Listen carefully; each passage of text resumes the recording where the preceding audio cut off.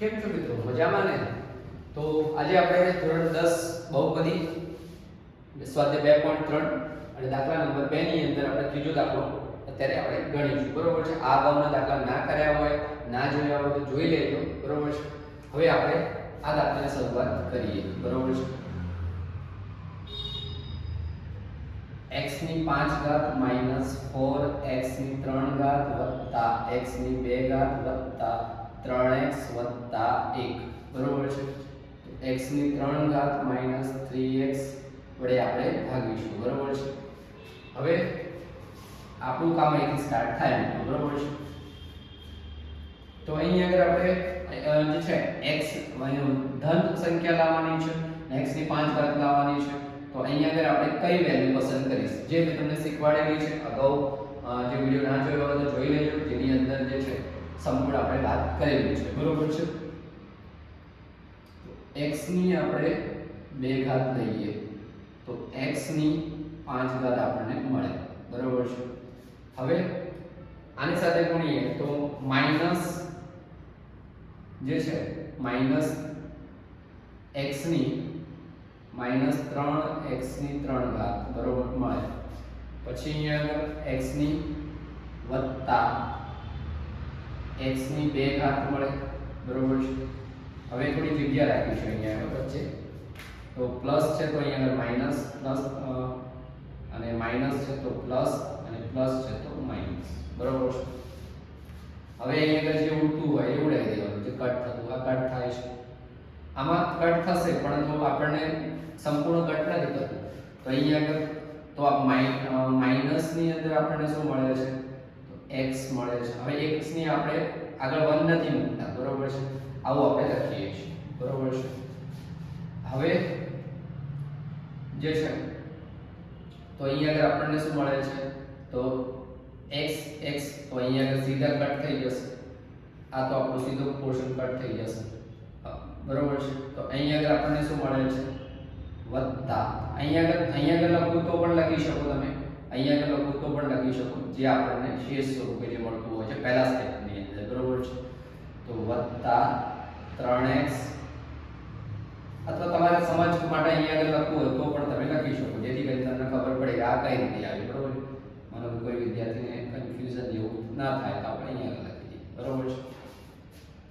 બાકી જે છે, બરોબર છે, આ તો તમારું 0 થઈ ગયું છે, આ તો 0 થઈ ગયું છે, બરોબર છે?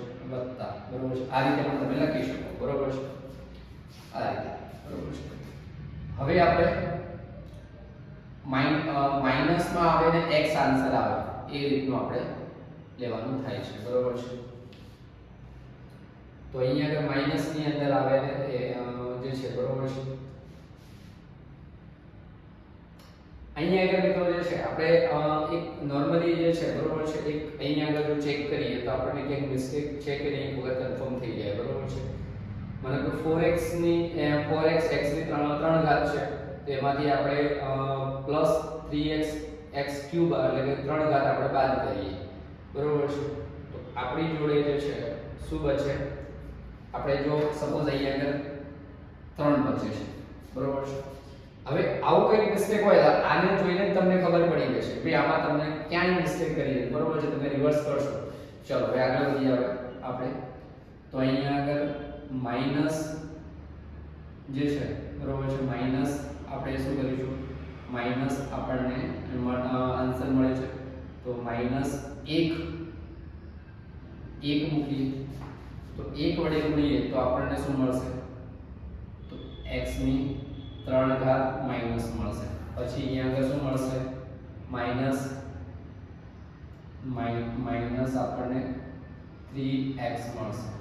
પછી અહીંયા આગળ તો એ માઈનસ ની અંદર મળશે. શું મળશે? માઈનસ ની અંદર, બરોબર છે? હવે આ માઈનસ છે તો પ્લસ કરીશું, આ માઈનસ છે તો પ્લસ કરીશું, અહીંયા આગળ પ્લસ કરીશું, બરોબર છે? હવે જે કટ થતું હોય એ કાપી નાખો, સીધું ઉડાવી દો, બરોબર છે? આમાં કોઈ પ્રશ્ન નથી, બરોબર છે? અહીંયા આગળ તો આ પણ ગયું, બરોબર છે?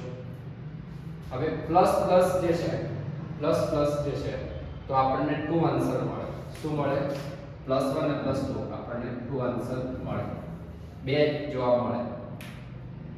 શું મળે છે? 2. તો આથી આપણે કહી શકીએ,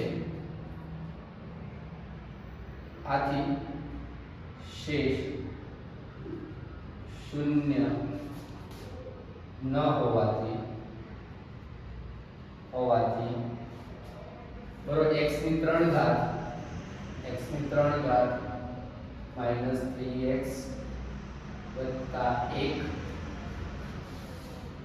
એ x ની 5 ઘાત માઈનસ 4x ની 3 ઘાત વત્તા x ની 2 ઘાત વત્તા 3x1